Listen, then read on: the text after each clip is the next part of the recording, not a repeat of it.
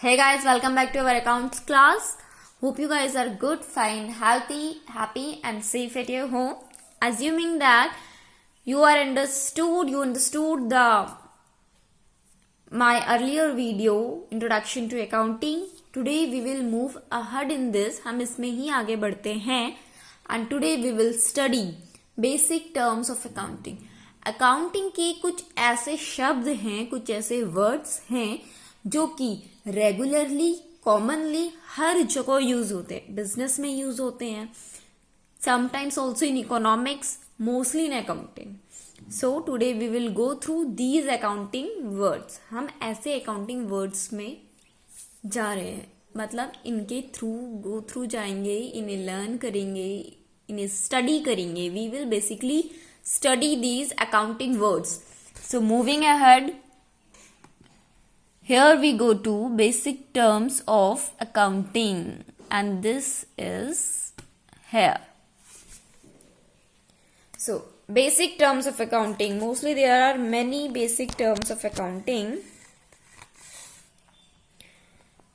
The first basic term of accounting is asset. Assets is a word in accounting जो इतना valuable है और highly weightage है, इतना वजनदार है. अगर मैं बोल दूं कि ये मेरी एसेट्स है, देन मीन्स एक अलग ही शाइन हो जाएगी उसमें. एसेट्स की बात ही अलग होती है भाई.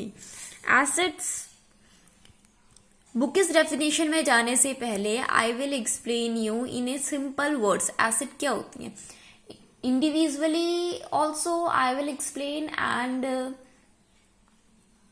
in business organization also. Individually हम देखें तो हमारे पास कुछ ऐसे आइटम्स हैं जिनका यूज हम अपने डेली टू डेली लाइफ में करते हैं, या फिर जिनके यूज से हमारे फर्दर यूज होते हैं.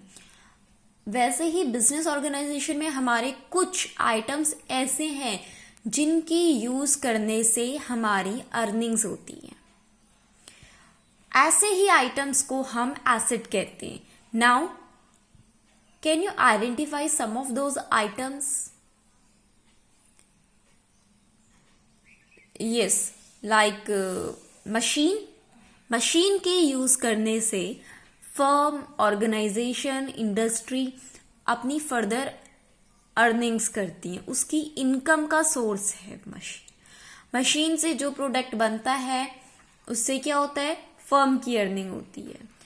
और जो प्रोडक्ट वो बनाती है उससे भी उस फर्म की अर्निंग होती है. तो वो प्रोडक्ट भी, that product is also assets for the firm क्या होता है? फर्म भी एक अकाउंटिंग का वर्ड है जिसको मैं फर्दर एक्सप्लेन करूंगी, बट फॉर नाउ फर्म, हम किसी बिजनेस ऑर्गेनाइजेशन को फर्म कहते हैं.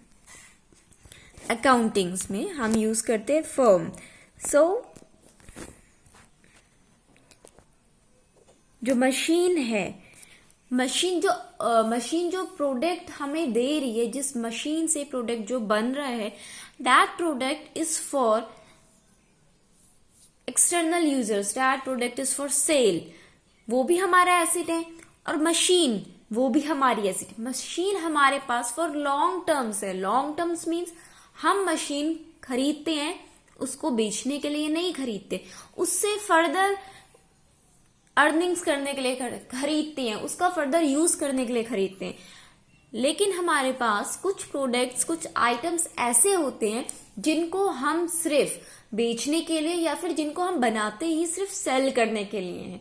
ट्रेडिंग कहते हैं जिसे हम. ट्रेडिंग, सेल, परचेज, ये सब करने के लिए यूज करते हैं. सो ऐसे आइटम्स जिनसे हमारी इनकम होती है, जिनसे हमारी अर्निंग्स होती हैं, that items are called assets. और एसेट्स काफी वैल्यूएबल आइटम्स होते हैं. वेटेज. तो अब इसकी बुकस डेफिनेशन पे हम जाते हैं. Assets are economic resources of an enterprise that can be usefully expressed in monetary terms. Assets are items of value. Assets are items of value used by business in its operations. Now here the word comes enterprise. अब ये enterprise क्या चीज है? आपको business पता है, industry पता है, कंपनी पता है, ऑर्गेनाइजेशन पता है. That is good in familiar words. But enterprise is also same word having same meaning just like business, organization, industry.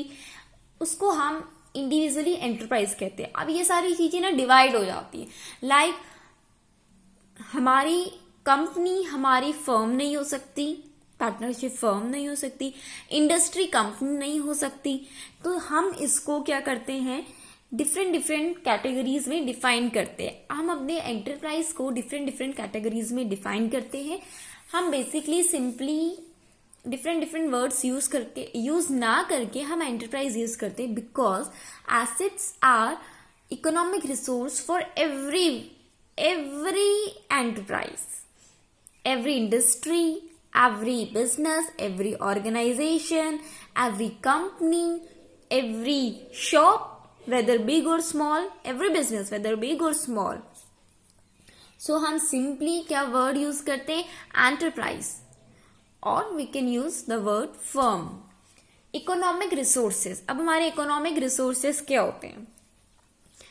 Economic resources means हमारे कुछ ऐसे मटेरियल्स जिनका हम फर्दर यूज कर सकते हैं,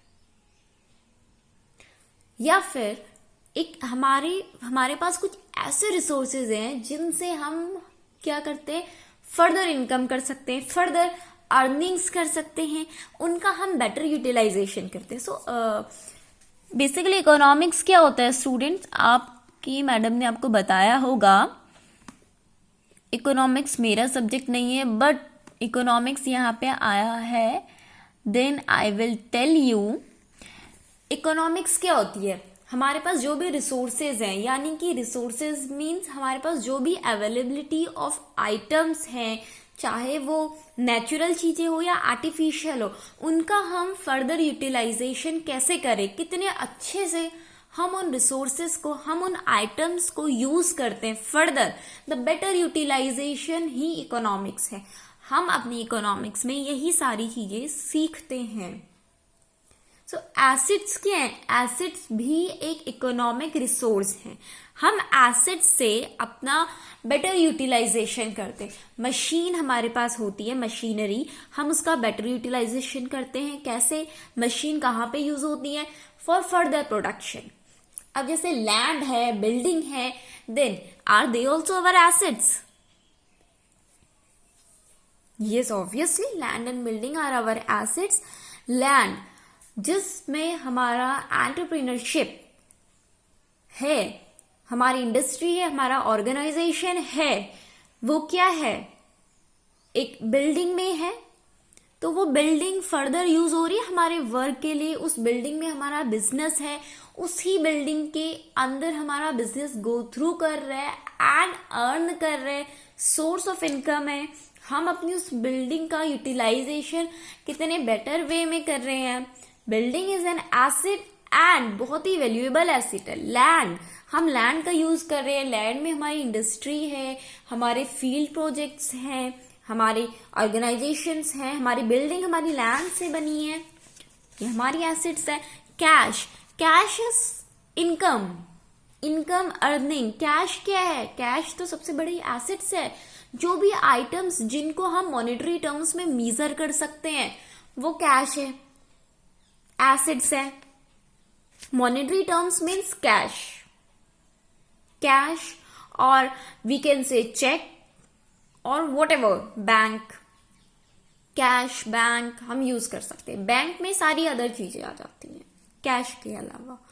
देन ये सारी चीजें, हम सारे आइटम्स मॉनेटरी टर्म्स में वैल्यू कर सकते हैं. वैल्यू मीन्स हम उनकी वैल्यू निकाल सकते हैं. All this things are assets. Now assets में भी कैटेगरीज होती हैं. लाइक एसेट्स में भी कैटेगरीज होती हैं. लाइक हियर हमारी जो मशीन है वो भी हमारी एसेट है। अब मशीन से हम जो आइटम बना रहे हैं that is for sale, that is also our asset.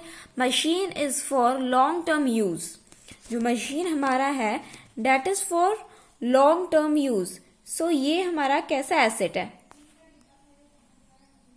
हम machine for a purpose of sale के लिए तो नहीं खरीदी ना, हमने मशीन वन टाइम खरीदी, बट उसका यूटिलाइजेशन, उसका यूज मेनी टाइम्स हो रहा है एंड आगे भी होते ही रहेगा। सो हमारी ऐसी एसेट्स जो कि सेल पर्पस के लिए नहीं होती है, that assets are our non current asset, और I will simply say fixed asset. और ऐसी एसेट्स जो कि हमारी शॉर्ट टाइम के लिए होती हैं या फिर मोस्टली सेल पर्पस के लिए होती हैं, वो हमारी करेंट एसेट होती हैं। Now non current asset, non current asset में क्या आता है? जो हमारी नॉन करेंट एसेट्स होती हैं, ये एसेट्स बहुत लॉन्ग टाइम के लिए होती है, लॉन्ग पीरियड के लिए होती है, लॉन्ग फाइनेंशियल ईयर्स के लिए होती है। Now what is financial year? I used a word financial year. Financial year क्या होता है? Financial year 1920, financial year 1819, 1718। What is financial year? हम अकाउंटिंग को एक ईयर में कैलकुलेट करते हैं। जब भी हम एक अकाउंटिंग पीरियड होता है, हमारा अकाउंटिंग टर्म होता है, हम उसको कैसे करते हैं? हम उसको एक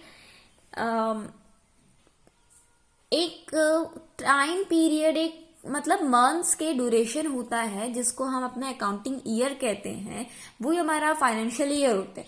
ये अकाउंटिंग ईयर जिसके लिए हम रिकॉर्डिंग क्लासिफाइंग करते हैं, हम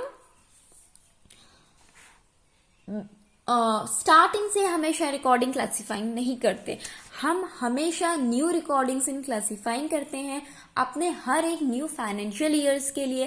एंड देन हम क्या करते हैं, जो हमारा प्रीवियस फाइनेंशियल ईयर होता है उससे हम इस करेंट फाइनेंशियल ईयर से कंपेयर करते हैं। करेंट मतलब करंट क्या है? करंट मैं यूज कर रही हूँ यहाँ पे, ये आपका वो करंट नहीं है जो कि आप फिजिक्स में पढ़ते हैं। यहाँ पे करंट का मतलब होता है प्रेजेंट, जो कि प्रेजेंट टाइम के लिए यूज होता है। करंट का क्या मतलब होता है? प्रेजेंट टाइम के लिए यूज हो रहा है, for present time, present era. So हमारी नॉन करंट एसेट्स क्या है? नॉन करंट एसेट्स हैं हमारी fixed assets, non current investment, deferred tax assets, long-term loan and advances, other non-current assets, and many more. Now, इसका explanation and more accounting terms are given in next video lecture. For that, you have to press the bell icon and subscribe the channel. So, have a nice day and good luck.